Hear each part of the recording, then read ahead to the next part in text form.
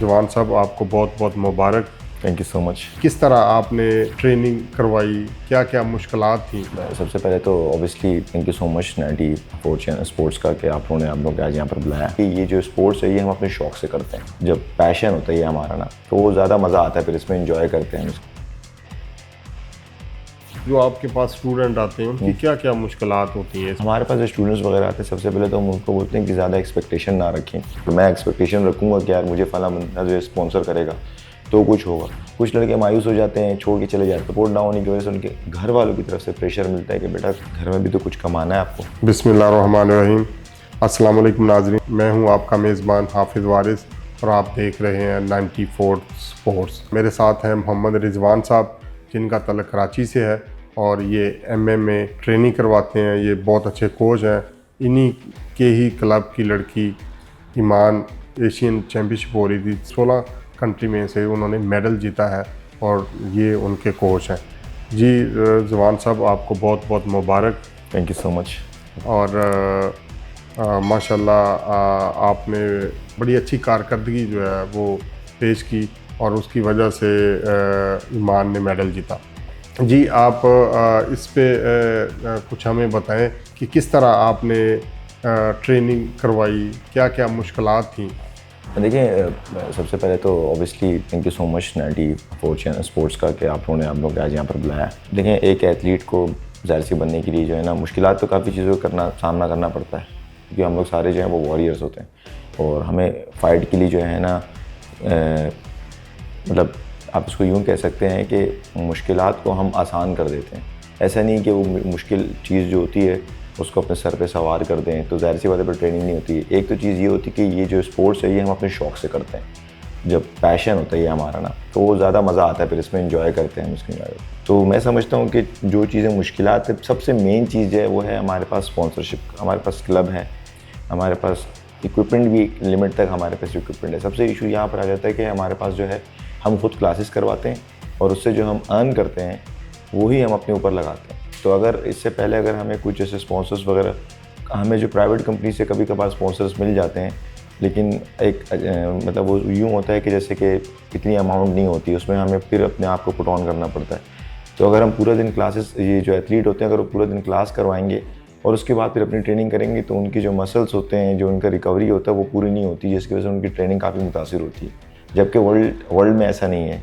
जो world champions या Asian champions जो दूसरे मुल्क से यहाँ पर हम देखते हैं उनको कि बहुत स्ट्रॉन्ग होते हैं, इनफ होते हैं, उनको गवर्नमेंट से सपोर्ट मिलती है और गवर्नमेंट ही उनकी टीम बनाती है और गवर्नमेंट की तरफ से उनको सपोर्ट होता है और उनका कोच भी फिर एक ही होता है जो कि उसमें से जो है उनको सपोर्ट करते हैं और उनको बाकायदा पे मिलती है।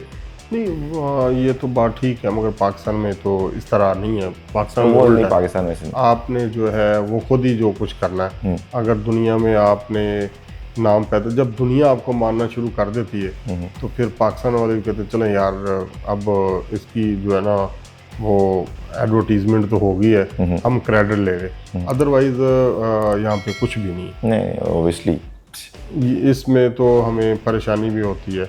प्लेयरों की जब हम बातें सुनते हैं, उनसे गुफ्तगू होती है, तो वो बहुत परेशान होते हैं, अपनी परेशानी जाहिर करते हैं। तो ऐसे हालात में भी जो हमारे लोग आगे बढ़ रहे हैं, ये बहुत बड़ी बात है। हाँ ऑब्वियस। आप क्या जो आपके पास स्टूडेंट आते हैं उनकी क्या क्या मुश्किलात होती हैं इसमें? देखिए हमारे पास जो स्टूडेंट्स वगैरह आते हैं, सबसे पहले तो हम उनको बोलते हैं कि ज़्यादा एक्सपेक्टेशन ना रखें। पहली चीज़ कि अगर मैं एक्सपेक्टेशन रखूँगा कि यार मुझे फला बंदा जो स्पॉन्सर करेगा तो कुछ होगा, ऐसे नहीं। कुछ लड़के मायूस हो जाते हैं, छोड़ के चले जाते हैं। ऐसी भी एथलीट है जो बहुत ज़बरदस्त लेवल पर आके सपोर्ट ना होने की वजह से उनके घर वालों की तरफ से प्रेशर मिलता है कि बेटा घर में भी तो कुछ कमाना है आपको, कुछ पैसे घर में भी तो देने, तो वो उसकी वजह से फिर वो खेल छोड़ देते हैं। कहते हैं कि छोड़ें, हाँ छोड़ें, कुछ मिलता नहीं है। तो मैं उसकी सबसे ज़िंदा मिसाल हूँ। मैंने फ़ुटबॉल से स्टार्ट किया, फ़ुटबॉल भी नेशनल लेवल तक खेली। ऑब्वियसली फ़ुटबॉल के हालात तो आपके सामने ही हैं, डिपार्टमेंटली भी बंद हो चुके हैं। तो MMA में कैसे आए आप? MMA का ये था कि मेरे जो एरिया था वहाँ पर एक कराटे क्लब खुला था, क्यूबिशन कराटे। मेरे टीचर है जमील अहमद चांडियो, उनका एकेडमी थी, कैसे मैंने एकेडमी खोली, तो मैंने वहाँ पर ज्वाइन किया और बस यूँ ही ज्वाइन किया कि कोई ख़ासा वो नहीं था कि सेल्फ डिफेंस ये हो। सेल्फ डिफेंस तो वैसे तो छोटे थे तो पत्थर उठा के बंदे को मारते थे, वही सेल्फ डिफेंस सबसे बड़ी सेल्फ डिफेंस होती थी। तो खैर ज्वाइन किया, बस उसके बाद से अल्हम्दुलिल्लाह from 2003 till now so Kyokushin karate फिर उसके बाद किक बॉक्सिंग और MMA तक का सफ़र, 21 ईयर्स। तो अब आप कितने बच्चों को ट्रेनिंग दे रहे हैं? मेरे पास तकरीबन, अगर आप ये बोलें कि तकरीबन कितने बच्चे जा चुके हैं, तो वैसे तो इतने साल के अंदर मैंने काफ़ी बच्चों को ट्रेन किया, कोई 1000 से तो ऊपर तो बच्चे होंगे ही होंगे। तो अभी MMA के लिए आप कितने बच्चों को किया जो पार्टिसिपेट कर रहे हैं? देखिए, हमारी जो एकेडमी है बेसिकली वो किक बॉक्सिंग एकेडमी है और हम लोग किक बॉक्सर्स को ट्रेन करते हैं। लेकिन जब देखा कि MMA जो है उनकी हमारे मुल्क के अंदर किक बॉक्सिंग को भी बहुत डिग्रेड किया जाता है और MMA का जो रेटिंग है वो बनिस्बत बाकी गेम के ज़्यादा है, तो अब एथलीट है ऑब्वियसली उनको कोई जगह तो चाहिए फ़ाइट करने के लिए। तो ये जितने भी एथलीट्स आप देखते हैं ना, ये डाइवर्ट होकर आते हैं इस MMA के गेम के अंदर, क्योंकि MMA is a mixture of mix art. तो जैसे ईमान का जो गेम है वो किक बॉक्सिंग उसका बेसिक वो था, लेकिन हमने उसको MMA के अंदर जब लेकर आए तो अब उस MMA के अंदर उसको ट्रेन करना एक बहुत बड़ा चैलेंज होता है, क्योंकि आपको सारे गेम में एक्सपर्ट होना पड़ता है। तो मेरे पास अल्हम्दुलिल्लाह क्यूकिशन कराटे का और इसके अलावा किक बॉक्सिंग और ग्रैपलिंग और रेसलिंग के एक वो है, एक तजुर्बा है, क्योंकि मैंने ख़ुद भी कम्पीट किया, मैं ख़ुद भी एक प्रोफेशनल MMA फाइटर रह चुका हूँ, तो मुझे वो एक्सपीरियंस है। तो फिर वो सारी चीज़ें हम पुट ऑन करते हैं अपने फाइटर्स के अंदर।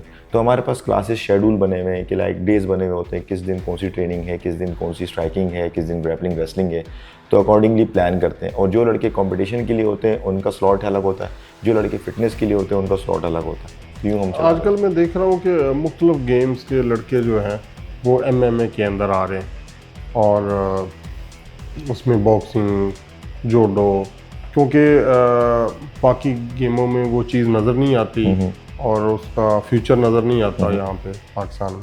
वो समझते चलें कुछ जान की बाजी लगाते हैं, कुछ ना कुछ तो आएगा ना, और नहीं तो एडवर्टीज़मेंट तो होगी, वहाँ पे तो पूछता भी कोई नहीं। तो आप क्या समझते हैं कि ये बाकी गेमों की निस्बत थोड़ी सी टफ गेम नहीं?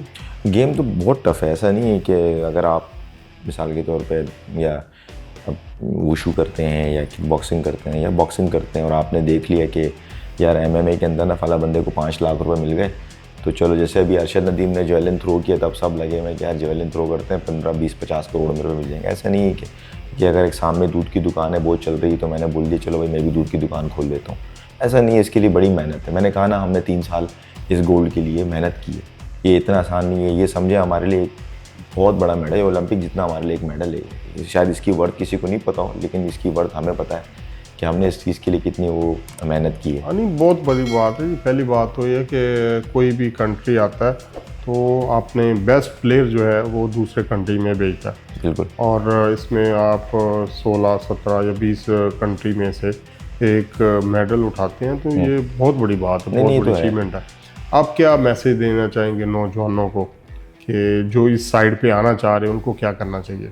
देखिए, मेरा तो सबसे पहले नौजवानों से यही है कि देखें, गवर्नमेंट अगर आपको सपोर्ट करे ना करें, आपने लड़ना अपने मुल्क के लिए। तो पहले तो अपने माइंड में ये रखें कि कोई सपोर्ट करे या ना करे, लेकिन कभी अपने मुल्क को जो है, अपने मुल्क का परचम जो है ना, वो कभी डिग्रेड नहीं करें। हम लड़ रहे हैं, अपने मुल्क के लिए लड़ेंगे सारी ज़िंदगी लड़ेंगे, चाहे 1 रुपये मिले 1 रुपये भी ना मिले, लेकिन आप लोगों ने कभी इस चीज़ से मायूस नहीं होना है। प्राइवेट सेक्टर आए, सपोर्ट करें और ये बच्चे ज़रूर आएंगे, ठीक है ना, पहली चीज़ ये। और ये दूसरी चीज़ ये कि इस स्पोर्ट्स को आप इसलिए ना करें कि आपको जो है ना पैसे मिले, कुछ मिले, आप अपनी हेल्थ के लिए भी कर सकते हैं।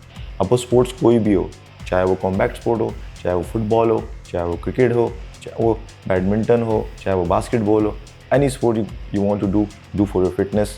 इंशाल्लाह जब आप पैशन से करेंगे तो इंशाल्लाह वो आपको प्रोफेशन बन जाएगा। जी रिजवान साहब, बहुत शुक्रिया, आपने टाइम दिया और हमारे पास तशरीफ़ लाए। अल्लाह ताला आपको मज़ीद कामयाब करे और जो बच्चों को आप ट्रेनिंग दे रहे हैं और अल्लाह ताला उनके लिए भी सानियाँ पैदा करें और इसी तरह वो मेडल जीत के पाकिस्तान के लिए लाएं, पाकिस्तान का परचम बुलंद करें। ये इस मौके पे, इस माहौल के अंदर पाकिस्तान के लिए बहुत ही बड़ी बात है कि ये ठंडी हवा आनी शुरू हुई है चारों तरफ से। आजकल तो बरसात है मेडलों की। और मैं हुकूमत बाला से ये रिक्वेस्ट करूँगा कि अरशद नदीम साहब जीते हैं, अल्लाह ताला उनको और कामयाबियाँ दें, वो और भी रिकॉर्ड जो है वो तोड़ें, मगर साथ साथ हमें बाकी गेम के अंदर भी तवज्जो देनी है, वो कबल वक़्त तवज्जो देनी है।